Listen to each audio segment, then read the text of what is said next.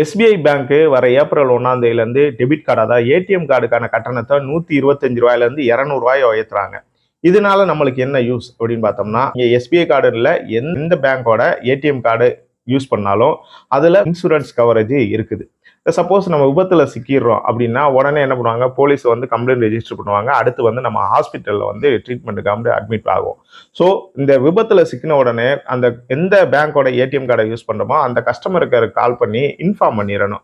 அதுக்கடுத்து இந்த போலீஸ் இந்த கம்ப்ளைண்ட் காப்பி, அதுக்கடுத்து வந்து ஹாஸ்பிட்டலில் ட்ரீட்மெண்ட் இருக்கான பில்ஸ், இதை சப்மிட் பண்ணோம்னா நம்மளுக்கு இந்த இன்சூரன்ஸ் கிடைக்கும். சப்போஸ் விபத்தில் சிக்கினவர் இறந்துட்டார் அப்படின்னா உடனே என்ன பண்ணா, இந்த டெத் சர்டிஃபிகேட் வாங்கி நம்ம வந்து இந்த இன்சூரன்ஸுக்கு நம்ம கொடுத்தோம்னா இன்சூரன்ஸ் கிடைக்கும். நம்மளுக்கோ இந்த நம்ம குடும்பத்துக்கோ இந்த ஏடிஎம் கார்டு யூஸ் பண்றதுனால ஃப்ரீ இன்சூரன்ஸ் கவரேஜ் இருக்குது.